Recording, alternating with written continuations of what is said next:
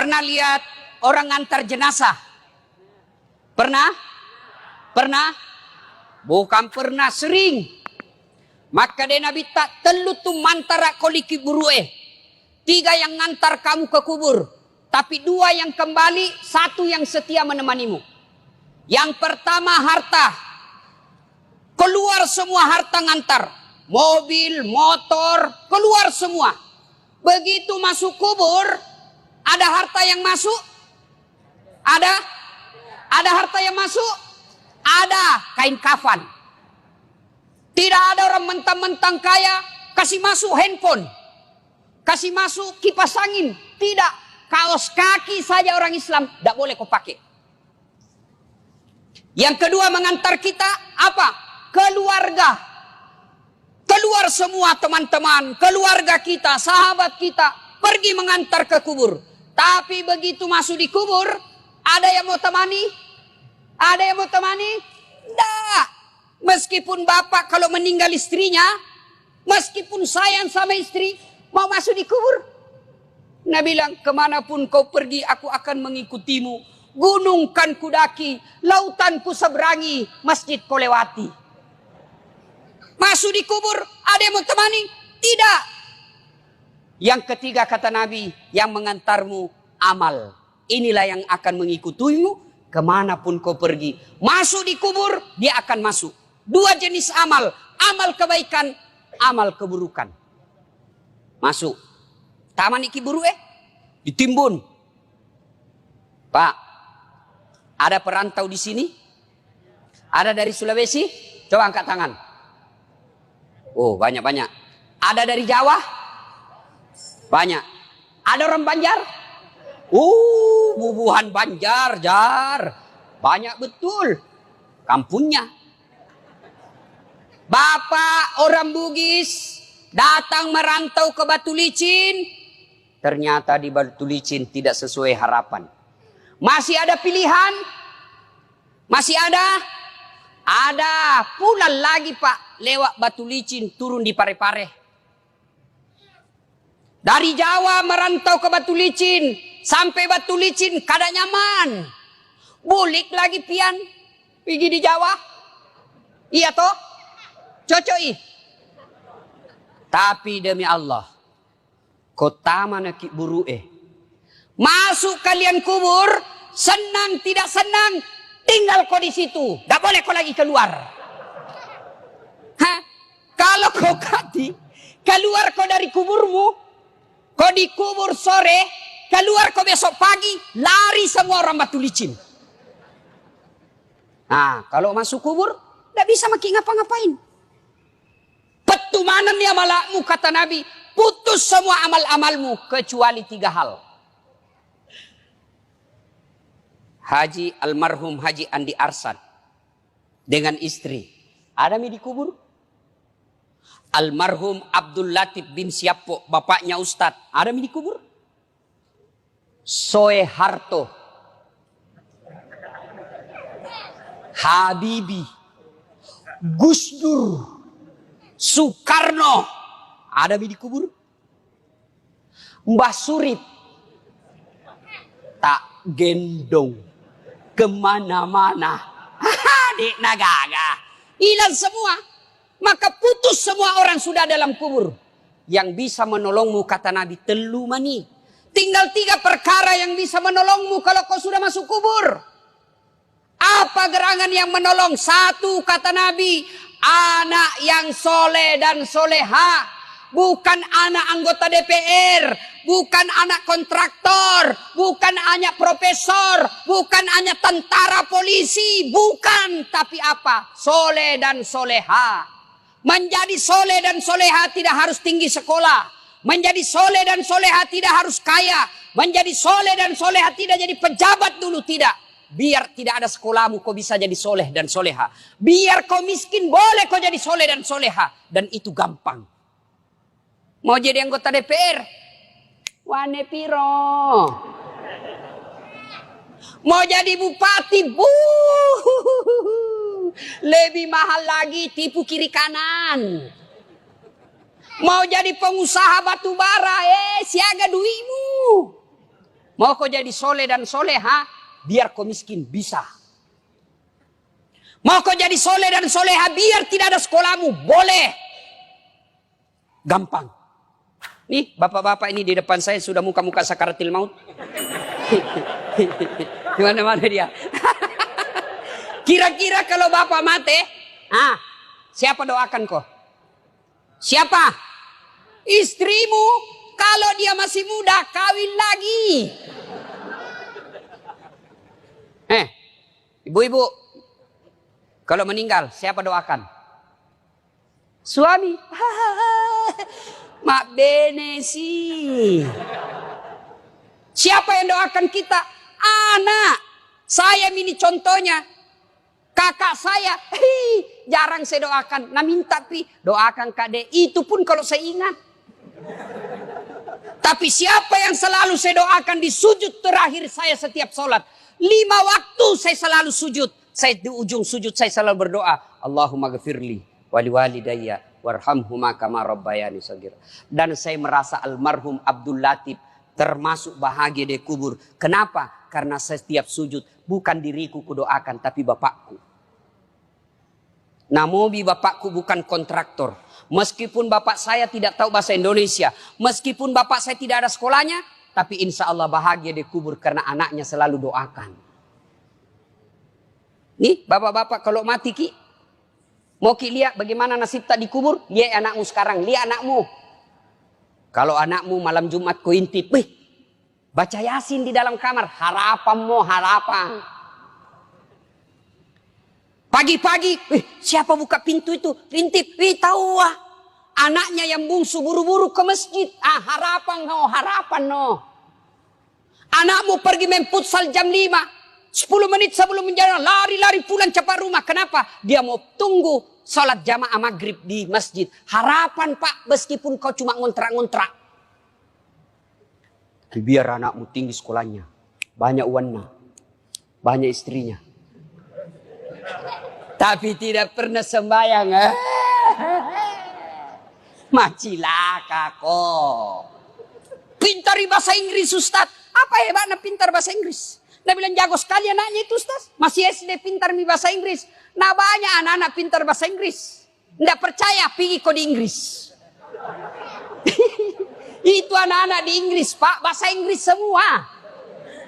Apa kalau dia pintar bahasa Inggris? Memangnya kalau dia pintar bahasa Inggris berdoa pakai bahasa Inggris? Oh my God. Please help me my mother. Bleh. Pasti bahasa Bonjar juga. Bujur. Maka Pak Bu. Yang bisa menolong bapak seketika kubur. Anak yang soleh dan soleha. Yang kedua. Yang bisa menolong kita ketika sudah masuk di kubur. Apa? Sedekah.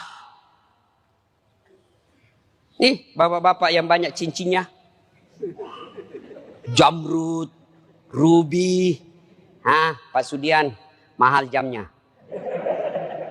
Kalau pian mati. Siapa pakainya itu?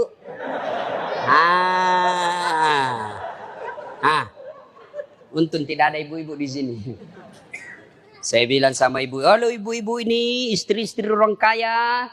Kalau kau mati siapa yang pakai cincinmu? Siapa yang pakai gelangmu? Siapa yang pakai kalungmu?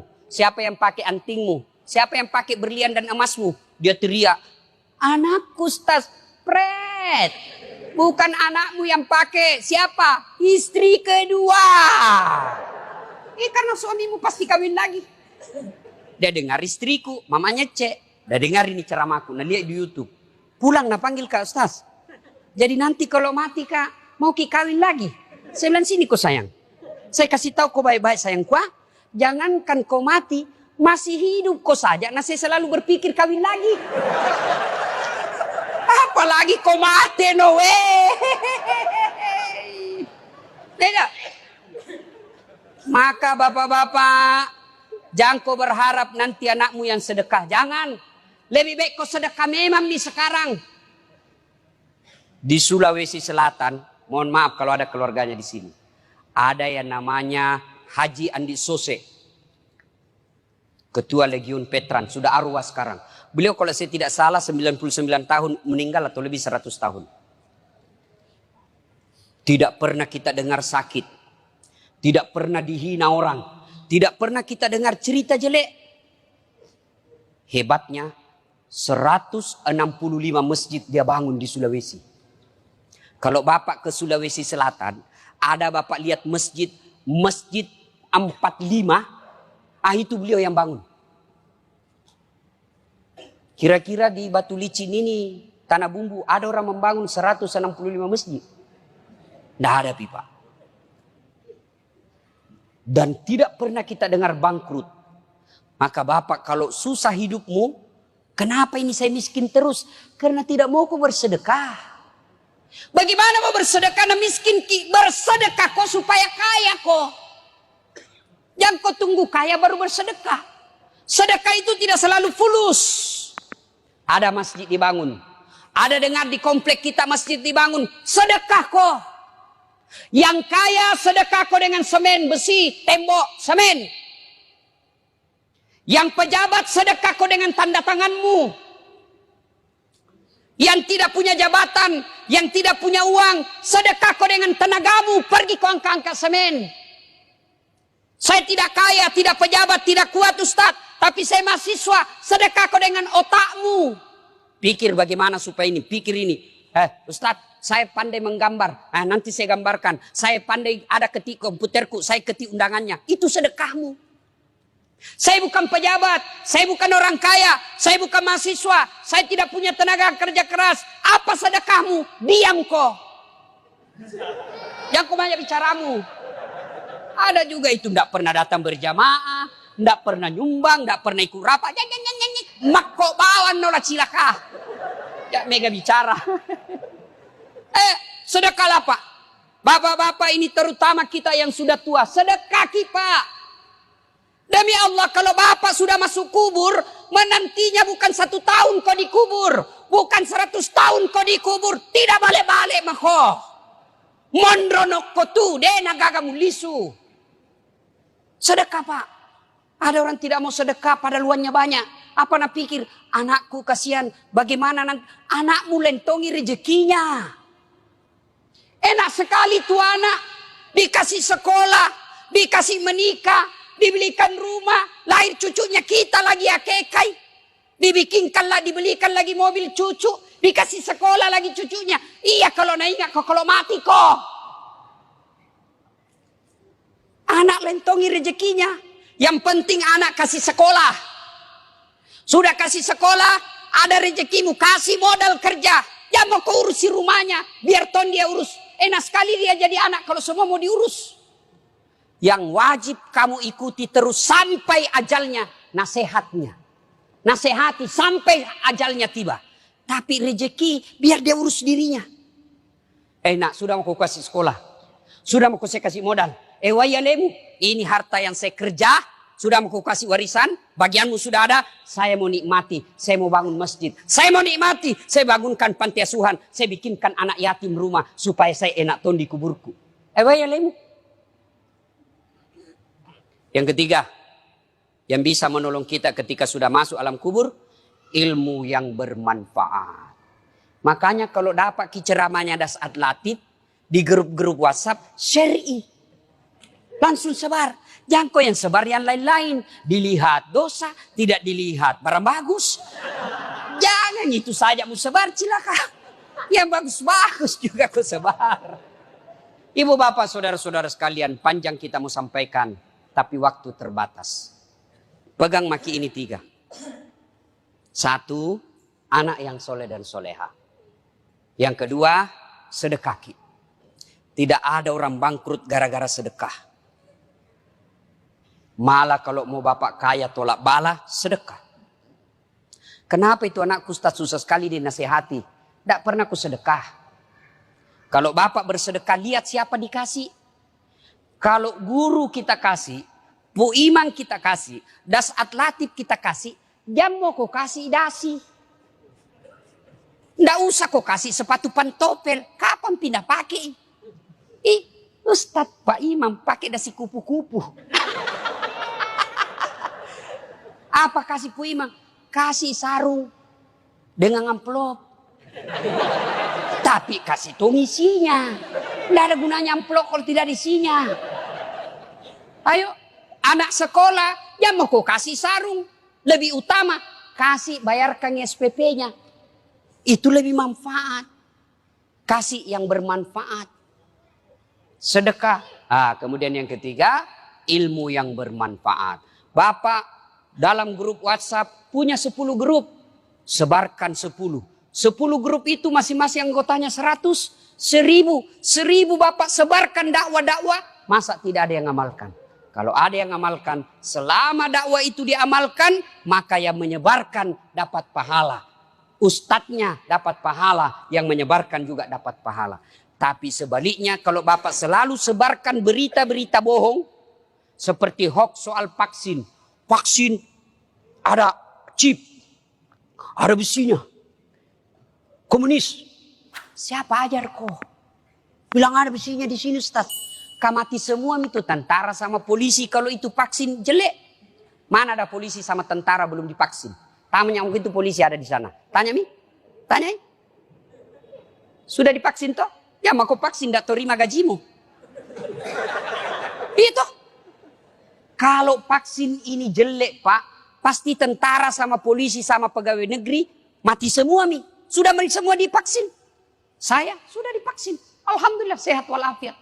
Tapi Bapak yang sebarkan berita-berita bohong soal vaksin, selama berita itu beredar, selama itu Bapak edarkan kebohongan, dapat dosa. Meskipun Bapak sudah mati dikubur, dapat kok dosa.